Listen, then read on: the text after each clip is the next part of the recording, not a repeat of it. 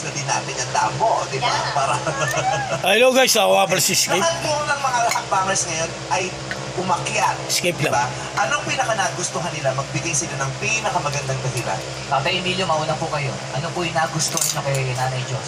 Ang nagustuhan ko sa kanyang kasakitan ay yung takot siyang mapod. Na umipig o kung nagkatimbang siya ng trauma sa pag-ibig. Ano bang Paul yan? Hindi ka... Dati meron akong kaibigang Paul eh. Trauma. Ay, pachos! Di ba Ano bang Paul yan? Rayuma lang, walang trauma.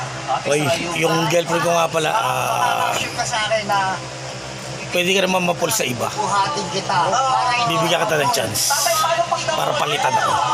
Yan ang tunay na pangyayari. O diba? Para at least hindi ka maobliga. Doon Diba? Kasi kapag naging tayo, dudugasan kita.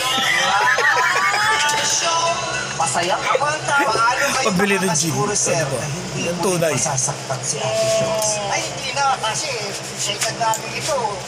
Ayos ba? Ko bang makasakit ng isang tao na minamahal mo. Buti mo yung kabataan ko dun. Tapos na yun. Pero sa ngayon, Napagdaan na. ang hinahanap ko na lang talaga, yung magiging ano ng Baby, ng pinarap ko bang iba? mga habang buhay. Bukod sa akin. Magiging companion. Sweet. Ganun pala ang mga lalaki. Gusto mo tulungan kita? O diba? Sasabi ko sa'yo. Hindi sila nagpapakita. Kasi nasa television, baby, joke lang ah. Baka nagkasama.